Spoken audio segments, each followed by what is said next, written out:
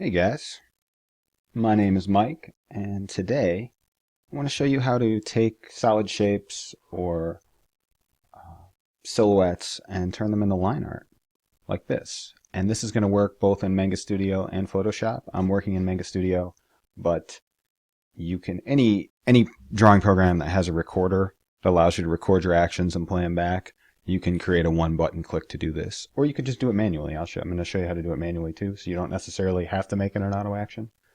But this is something that is invaluable and has an unlimited number of uses. And I'll show you a couple of the things that I use it for. We did this yesterday. You could have used it to do the tubes here.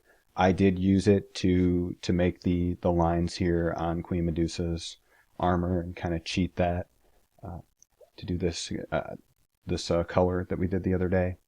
So there's just a couple applications. I'm going to show it to you in action. I've done a silly Bane sketch here, and we're going to do the tubes that come out of his head. So to do that, I'm going to grab a marker. Oops. And we'll size it down here. Now, you're going to want to use whatever kind of brush you're using. You're going to want to use a brush that has a little bit of size jitter to it with pressure, because if not, you're going to have to be selecting and transforming areas to give it perspective and depth, and so hopefully we have enough of that on this marker to do that a little bit with the tubes. So what I'm going to do is I'm going to start a new layer, and then I'm just going to make some big, silly, even swoops. Oops, not like that. With this. We'll do one on each side, and then I'm going to make another layer, and I'm going to overlap these. I don't like that. When you try and make the lines as even as you can.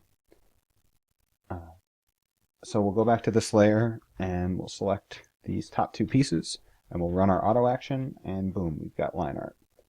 We'll go here, yeah, here, and we've got line art. And you can move these up and down to pick which ones you want in front. You can take your eraser and go in here and just do that. Now, alternatively, there are certainly like stamp brushes that do things like this, but you want it to look like your style. And this way, you just get nice even parallel lines that you can do whatever you want with. If you want to take your inking brush and create, just sort of generic tubing, you can do that. Or you can go in there if you want to create, I don't know, say like that metal sheathing with cross hatching. You want to do something like this, and then bring it the other way. Oops. The wrong shortcut. If you were crazy and you wanted to do that all the way around, you could do that. You can do whatever you want. So I would highly suggest you not using those stamp brushes and draw things out yourself. So this is sort of a compromise if you're going to cheat. And shade one side of this. Put bubbles and imperfections so they look real.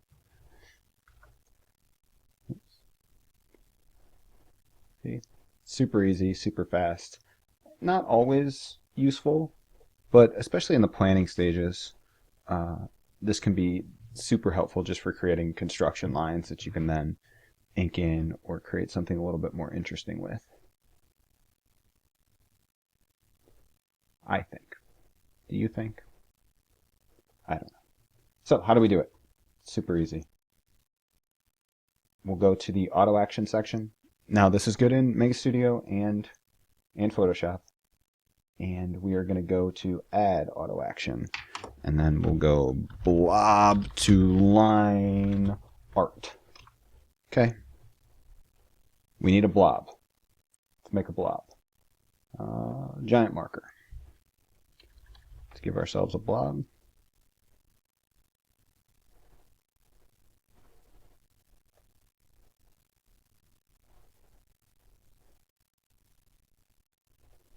Okay.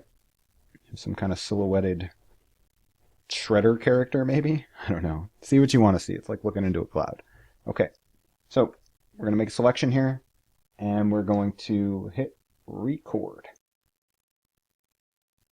We're going to go up to selection, shrink selected area, and the bigger this number, the thicker the lines.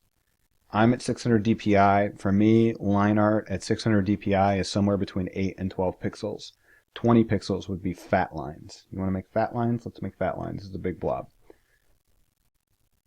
And then we're just going to delete that selected area, and boom, we've got our line art. Now, after this, we could have other. This would be enough. If you wanted to just do this, it would be enough.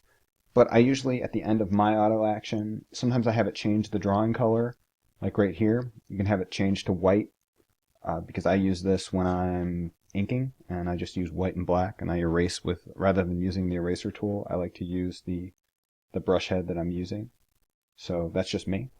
You can deselect, and it will, that way you don't have to Control D around or whatever, or you can fill this area with white or whatever color it is that you want in your auto action. It's super versatile. So we're going to turn it off, and then now if you don't, I have mine bound to keys, and you would do that here in the shortcut settings menu, and then you just go to auto action. That's super easy. But giant marker, have the shape, we select it, and then you can just select whichever one of these you want, and then click play, and it will do it. See how easy that is? Super easy, super effective.